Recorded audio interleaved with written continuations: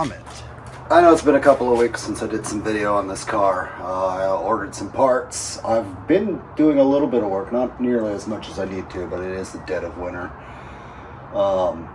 So I've got 3 big projects like in midway, so I haven't finished them. So one of them is I finally got the transmission bolted to the engine. We'll cover that in the video where I put the drive shaft in. I finally got the drive shaft. Well, see, first I had to get the transmission bolted in so that I could measure how long to get a custom drive shaft. And then I found a really killer deal from this place on eBay that does custom drive shafts. So I'll link to them when I do that video. I started doing the headers. So figure out what I need to modify on the headers to get them to clear the frame rails and possibly the floor, because one of them's a little higher than the other. And the other project I've been working on is getting the steering column and the brake booster in the car.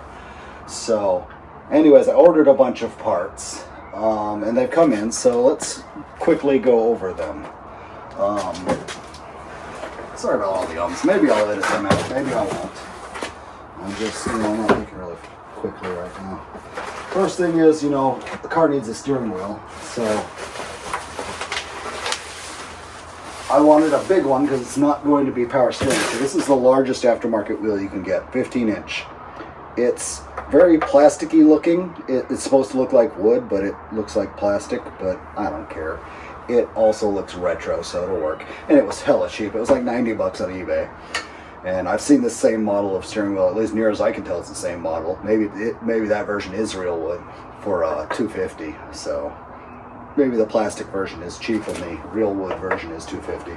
I don't care. It'll work. I needed a new wheel. The factory wheel won't work with the aftermarket steering column I got, mostly because I got a Chevy steering column and the Ford wheel won't fit on it. But it doesn't matter.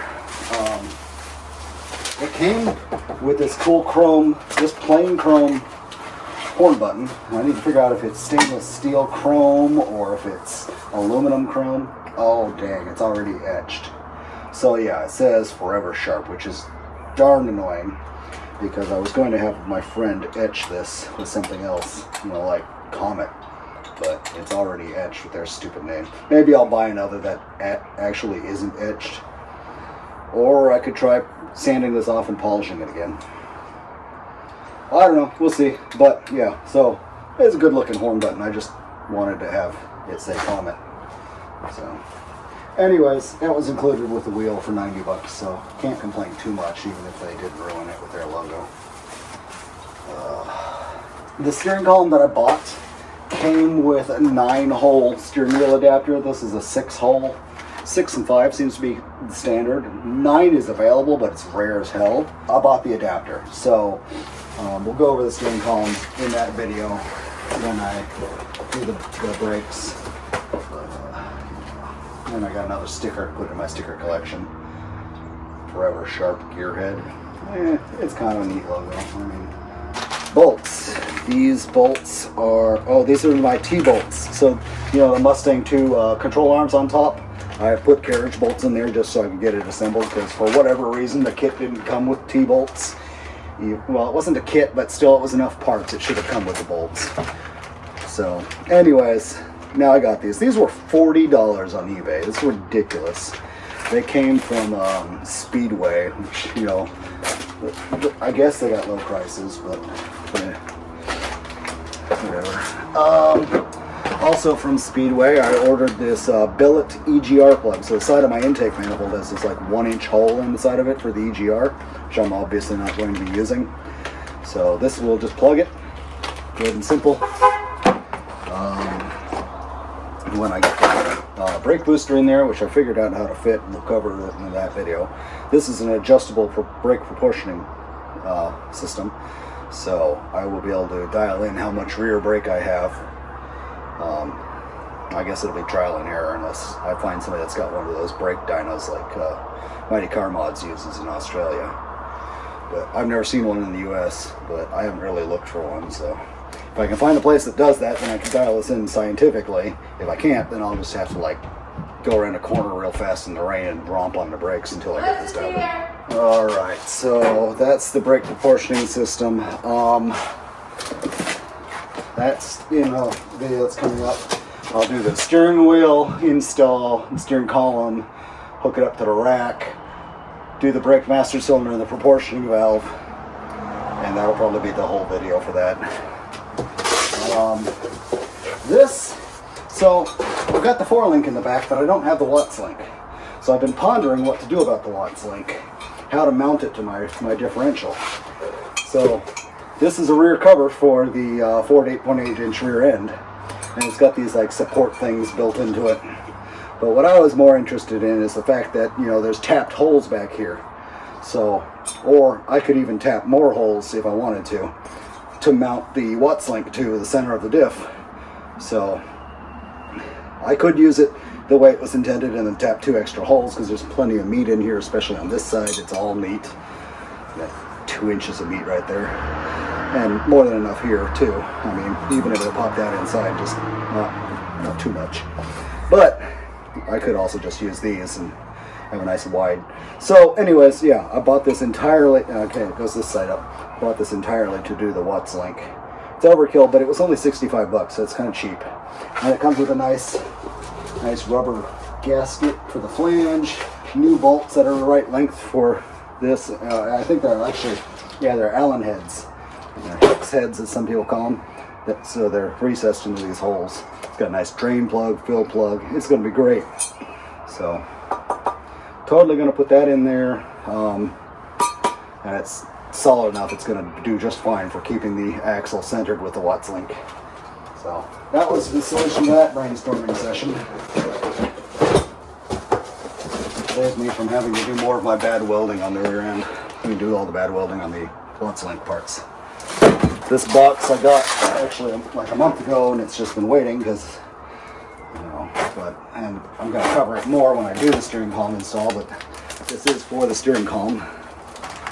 So anyways, what I got here is a D-shaft and a couple of these universal joints so that I can set up the steering column. This one's D to D.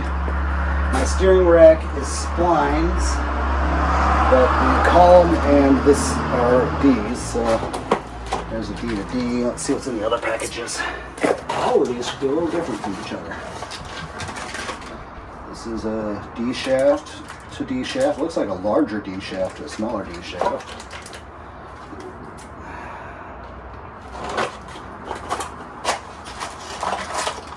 D shaft to spline. Hopefully that fits on my rack. This was designed for a manual steering rack, so that should be correct. And then this final one should be like a hind joint thing.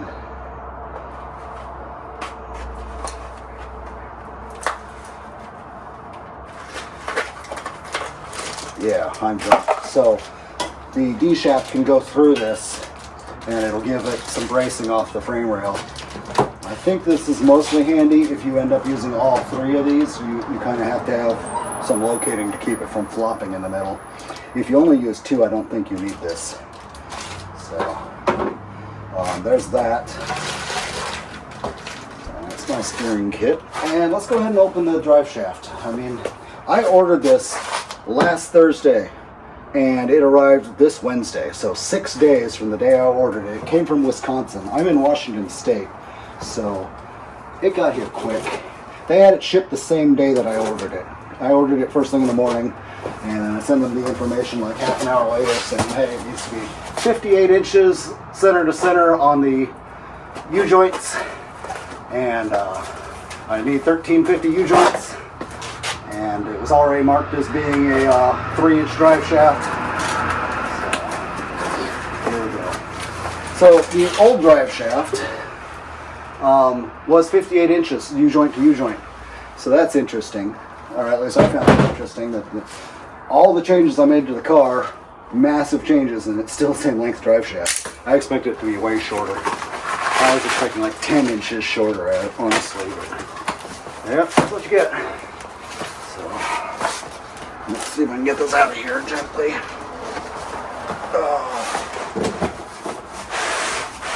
Oh, too tall.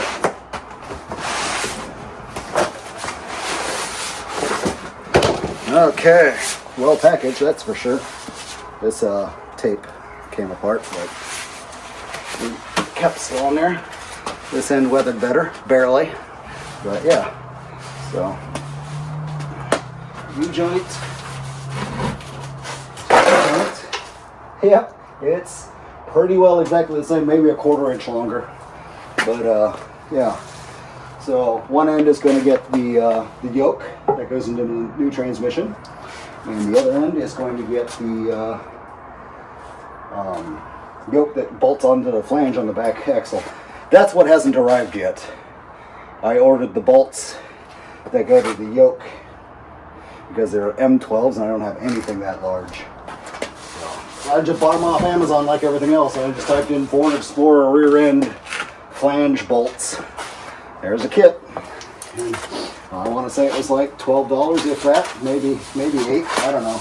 It was cheap. It wasn't fast shipping. It was like, oh, it's going to be a month. I'm like, oh, that's fine.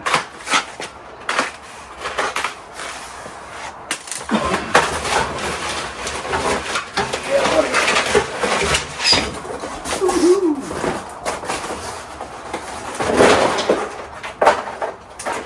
Alrighty. Beautiful. Painted and everything. It's balanced. They did the balancing.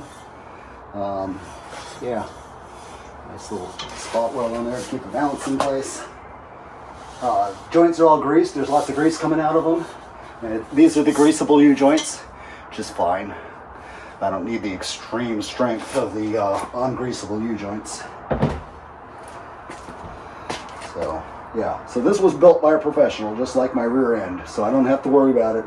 It's definitely out of my wheelhouse, and I'm happy that I could have a professional do it. Well, when I get to that, I will cover the part where I pinned on the cups and my new yokes and stuff. But, yeah, I just wanted to cover where I'm at and why I haven't published a video in a while. This is just going to be an update video. Here, let me tour you around so we get some more ideas of what's going on. Here's the one of the headers bolted in place, and if I pie cut the top of it and fold it, tuck it in, you know, a 1/2 inch, it'll clear that frame rail. You see it's virtually bolted up. The top of it's not quite because it's running into the frame rail, but a little pie cut, let the bottom half of it droop down some, and then weld that shut, and it'll be fine. This side's going to need a little bit more of a cut and twist, but it's not bad. Let's see. Quick updates. So the brake booster, the big one that didn't fit next to the engine anymore down in its normal spot, which was down there, turns out there's room in the dash to just move it up. You can see I didn't get those holes quite square, but you know, whatever, it works. So the brake booster mounted there clears the valve cover when there's no coil packs on it, so that'll be fine. I can put the coil packs on this side after I close up this hole, so I'm okay with that. And the brake pedal cluster that fits up inside the dash, there's plenty of room up here to shift it up, so it'll be kind of at an angle, which will change the resting position of the pedals, but there'll still be plenty of travel. So I'm really happy with that. I got the injectors cleaned, so I don't know if I covered that in the video or not. They're in a bag around here somewhere safe, and I don't remember where. But yeah, factory injectors. I sent them the 12 injectors I had. I said, just find me 8 good ones, clean them up, and get them all functioning properly. They found 1 dead one in the first 8 they grabbed, so they sent me back 11 injectors, 8 of which were cleaned and certified, and yep, so that's good. Let's see, what else?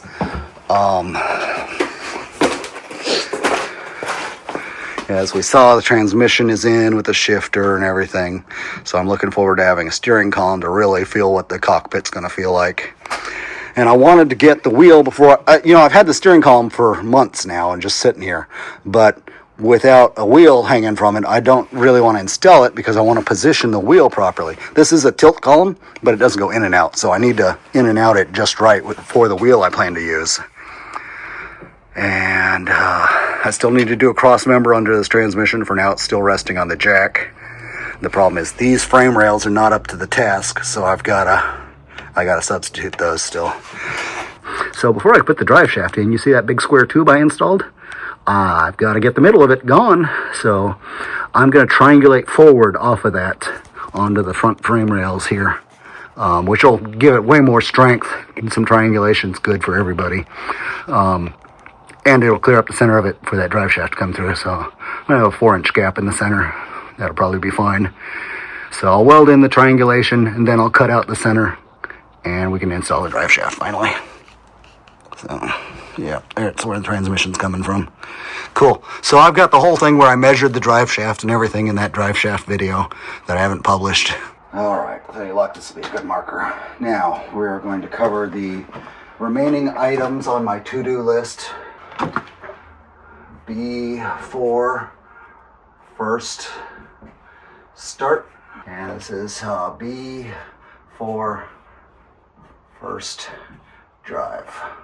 Okay, so I got these up. I've been working on this list for a while, so we're just gonna put a little line here. Before the first start, we need battery cables and kind of a battery, but that's kind of a non-issue. Worst case, I'm pulling out of a car or something. Okay, we need an ECM wiring. So bad news on the Haltech. I was planning on using my tax return to buy that because is this all on screen? Okay, good.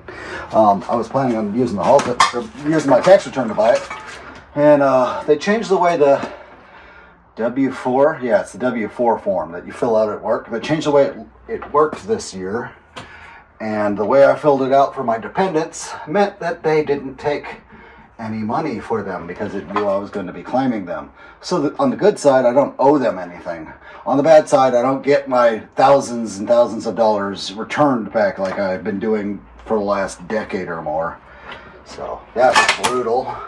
And I don't know, I'll probably pull a loan against my 401k to buy the damn thing. But I've been looking into like the stock ECM, and just mostly because I don't want to run math, and I know you can turn it off, and I don't want to run drive-by cable. I want to run drive-by wire, and I know you can do that with a 3rd gen ECU, but it's screwy, so I really just don't want to use a factory computer if I can.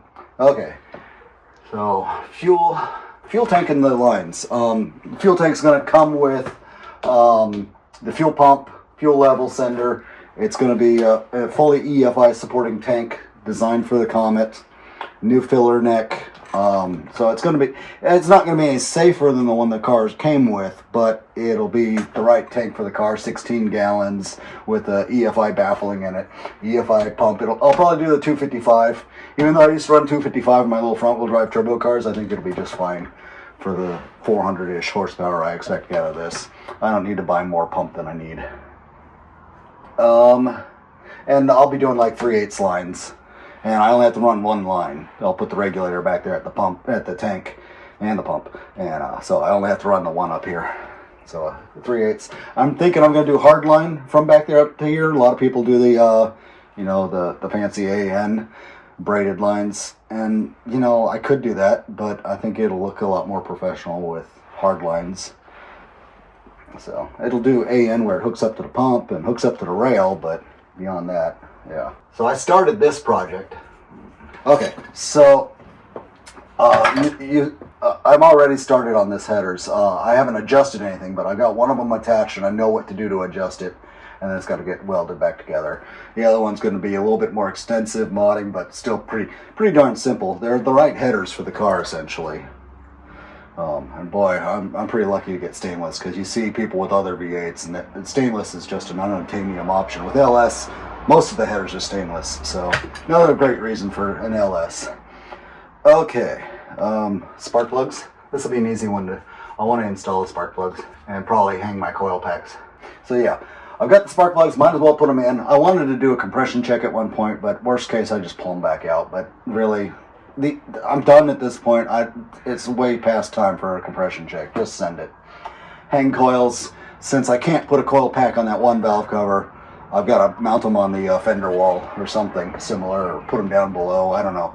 Just so long as they don't get too close to my headers. So the transmission doesn't have any fluid in it. I'm going to want fluid in it before I start the thing. Install the injectors. You know, I got those done finally, so they're here. I might as well go ahead and put them in. And that was another thing I was holding off in case I wanted to do a compression check, but really, just install the things, get the spark plugs in there, and it'll be that much closer to being done. Okay, I need to acquire... I hope my handwriting's not too bad for you. I'm kind of writing at an angle and on the wall, so a lot of people can't even do that. But I need to acquire an e-throttle. I need to install it because, you know, drive-by-wire. But these are like 35 bucks on eBay. You could pick all the different shapes from all the different GM vehicles. And I don't think they even have to be GM, but I'm picking GM so that it just plugs in easily. So that's no big deal. So this is I got this listed as a preference. I'd like to hang a pair of mufflers before the first start. And by mufflers, I mean I'm probably going to go get a pair of 3-inch cherry bombs and just, you know, use that clamp-on flange, and I can hang them off the headers. And if I want to relocate them or not use them another time, I just need another pair of those. Okay, so where was I? Yeah, mufflers. Yeah, cherry bomb, glass packs, big red things. Those will be on there for the first start, and definitely for the first drive. I'll see how it sounds. I expect it to sound pretty darn good with those, so maybe I'll just run them all the way out. Maybe I run them out the side. And if I run them out the side, I'm going to want to put a cat in front because, you know, 4 doors, back windows could be down. I don't want carbon monoxide coming inside. And if they're just slightly too loud, the cats will solve that. I still have to put an X-pipe under there. It's definitely going to be X-pipe. It's not going to be full independent duals because that doesn't sound good and it doesn't perform as well. But it will be 3-inch all through and through. So dual 3-inch at that. Is there one in finish or 2? I don't know. Maybe I'm thinking of Finland finish. Finish. Okay, so the before I can drive it, I'm going to need that rear end to stay where it belongs. So, and then obviously I'm going to need to install coilovers because that's what's going to keep the front end or the rear end up. So some kind of springs and shocks are going to need to be back there before I can drive it. Okay, clutch master cylinder. Can't drive it without being able to put it in gear and let the clutch out. So I've got the factory clutch pedal, which was meant to go to a Z-Link.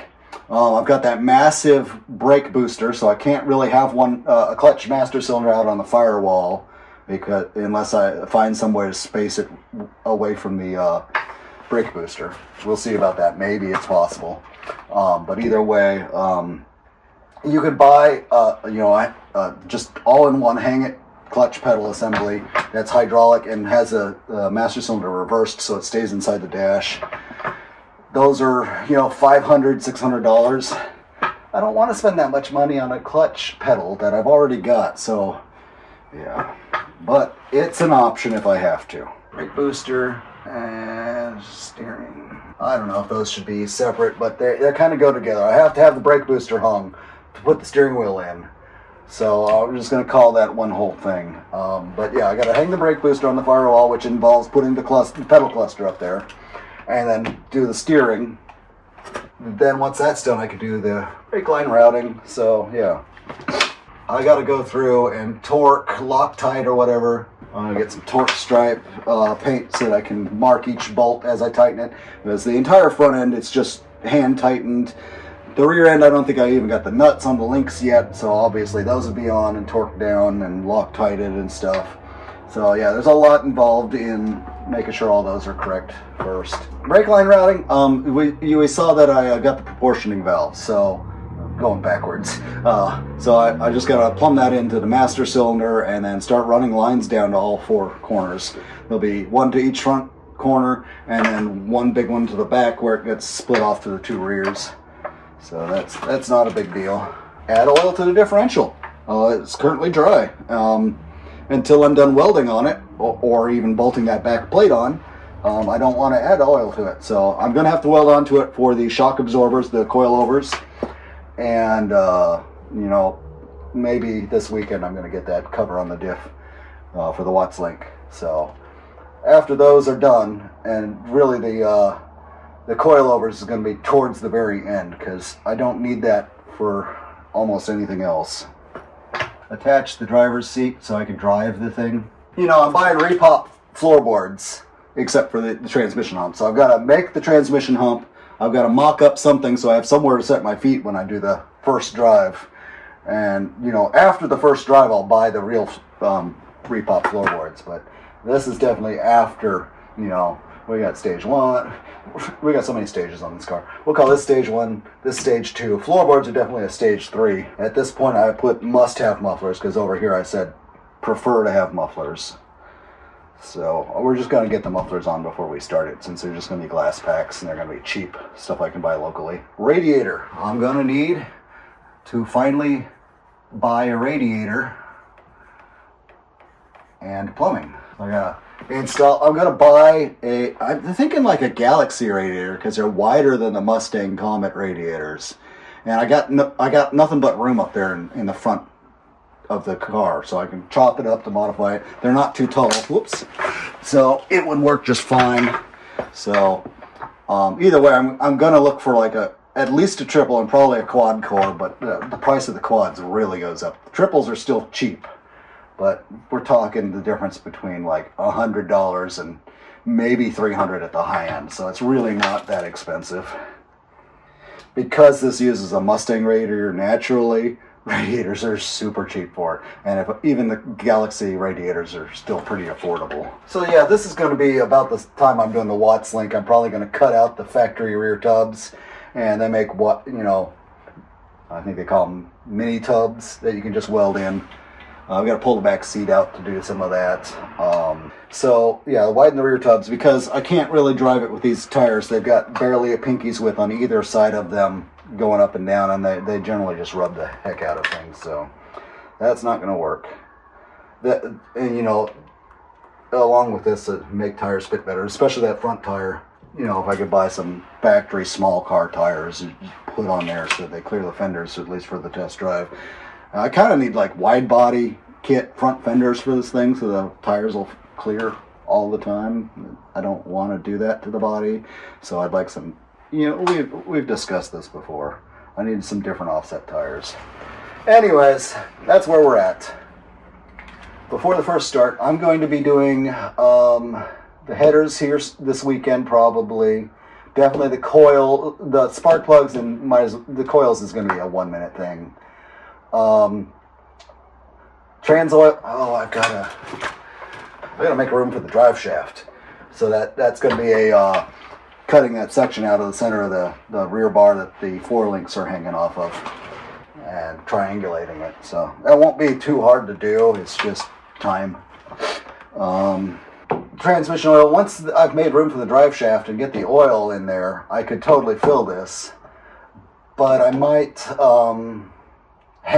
just stick the drive shaft in the transmission first. Injectors, I can totally toss those in at this point. E-throttle, that's like after I've got the ECM and the wiring done, I need this. So this, it's only $35. I can order it any time, and it's not a big rush. Battery cables, the same thing. Until I have an ECM, there's no point in buying the battery cables. Same thing with the mufflers. Until the day before I want to start it, I don't need the mufflers. So it's like when I have money to order the ECM, the Haltech, then I'll have money to, you know, order the throttle, the mufflers, you know, no biggie. Once this thing's in here idling and revving and roaring and stuff, the motivation for this will arrive with a vengeance. Probably money for ECM, I'm going to order the radiator too. I've still got to order the tank and the lines. That's another month away if I go by paycheck spending my budget per month. So we'll see. I had hoped to take the tax return by the ECM, the fuel tank and lines, and the radiator all at once. Probably the rear tubs as well. Maybe even if it was a really good year, I was going to buy some custom offset front and rear rims that would just fit. But that's totally out of the budget. So we can go back for that years into the future or whatever. Well, the shadows are deeper now, but I knew I hadn't gotten everything on my list previously, and I just remembered. Transmission crossmember. I've still got to do that before I could drive it. I could totally start it without it, with the transmission sitting on the jack or whatever, but it's definitely got to be secured to the car. I can't be driving with the jack holding the transmission up. So it should be easy to come up with a transmission crossmember. I just have to put something under the car for it to secure to first.